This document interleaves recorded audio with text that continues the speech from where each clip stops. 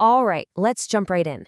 If you've ever used an AI assistant, you know exactly what I'm talking about. You have this great conversation, you tell it your name, your preferences, all this stuff, and then the very next day, poof, it's like you're a complete stranger. It's that classic AI amnesia. So today, we're going to unpack the quest to solve that exact problem. How do we give our digital sidekicks a real, lasting memory? Here's the game plan for our journey today. First, we'll really dig into this whole amnesia problem. Then we'll check out the different paths researchers explored to try and fix it. We're going to land on a really cool solution called function calling, see how they actually tested it, get a peek behind the curtain at how it was built, and then wrap up by looking at what's coming next for AI memory. Okay, so let's get to the bottom of this. Why is it so incredibly hard to make an AI remember things from one chat to the next? I mean, it sounds simple, right? But it turns out it's one of the biggest hurdles in the entire field. I mean, seriously, we've all been there. That moment when you realize you're explaining who you are for the 10th time. And look, this isn't just a little annoying, it's a massive barrier to creating AI assistants that are actually truly helpful and feel personal to you. And that gets us to the official term for what everyone's chasing: global memory. This isn't just about remembering the last sentence you typed. We're talking about building a real, persistent knowledge base about you, one that the AI can use and manage intelligently over weeks, months, or even years. So to pull off this global memory thing, an AI has to master 4 separate skills. It has to be able to store a new fact you give it. Then it has to be smart enough to retrieve that fact only when it's actually relevant. Then, of course, it has to reuse it correctly in the conversation. And this last one is super important. It has to be able to delete information if you tell it to. That one is a huge deal for user control and, privacy. All right, so the goal was clear, but the path to get there, not so much.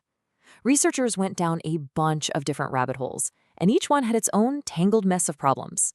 Think of it like trying to navigate a maze, looking for that one clear path to the center. Yeah, some of the early ideas had some pretty big flaws. For instance, you could just try to cram all your old conversations into the AI's short-term memory. But it turns out they tend to forget what's in the middle. It's called the lost in the middle problem. Another method, known as RAG, could find the right facts, but it took a ton of complicated prep work. A third way worked, kinda, but it made the instructions or prompts just way too big and clunky. They needed something more elegant, something cleaner. And that brings us to the big breakthrough, function calling.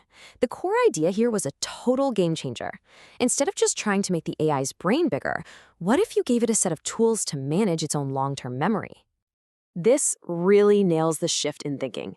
Imagine this. Instead of giving someone a phone book the size of a car and telling them to memorize it, you give them a nice, clean filing cabinet, some note cards, and a pen, and you teach them how to stay organized. That is basically what function calling does for an AI. It teaches it how to manage information. And these are the 3 main tools in the AI's brand new toolbox. First, update. This lets it write down a new piece of info, like user's favorite team is the Warriors, or update an old one. Then there's read, which lets it look something up from its memory bank when it thinks it might be relevant. And finally, delete, which gives it the power to completely erase a fact, if you ask it to forget something. Okay, so having a clever solution is great, but how do you actually know if it works? The next huge step was figuring out a really solid way to test and measure the AI's new memory skills. So they basically came up with this 3-part report card. First up, function call quality. Is the AI picking the right tool for the job? Is it trying to update when it should be? Second, memory filling. Okay, so it stored a fact, but is the fact it wrote down actually correct? And third, reflection, which is the ultimate test. Does it actually use that memory to have a smarter, more helpful conversation later on? And whoa, the results really do speak for themselves. That bar on the left, 0 shot, that's the base AI trying to do this cold with just instructions. And as you can see, it's not great. But then look at the bar on the right. That's after fine-tuning, which is basically specialized training. It's a massive, massive leap, with the model successfully remembering and using information correctly over 97% of the time. That is a huge win. So what ingredients actually went into cooking this thing up? Let's pop the hood for a second and see what's powering this memory-enabled AI. The recipe starts with a really powerful open source model, GigaChat. Then they fed it this special diet of about 500 super high quality conversations, all double checked by human editors. Finally, they used a really smart and efficient training technique called LoRA to teach the model how to use its new tools. And get this, they had to write their own custom code for it because good public code for this exact task just didn't exist. So this is a fantastic step forward for sure. But the quest for a perfect AI memory is far from over. The researchers are already looking ahead, planning the next set of experiments and tackling the next challenges. Yeah, the roadmap ahead is packed with all kinds of exciting stuff. They're planning to test out different kinds of AI models, connect this memory system to more complex AI agents that can do tasks for you, and even circle back to old ideas like RAG to see if they can create powerful hybrid solutions. And a really big goal is to build a public benchmark so anyone in the world can test their AI's memory, which would push the entire field forward. And this really gets to the heart of why all this matters, right?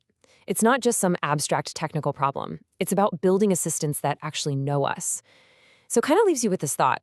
As this technology gets better and better, what is the one thing you would want your assistant to always remember about you? Your coffee order? Your kid's birthday? Or maybe something deeper? It's something we're all going to be thinking about very, very soon.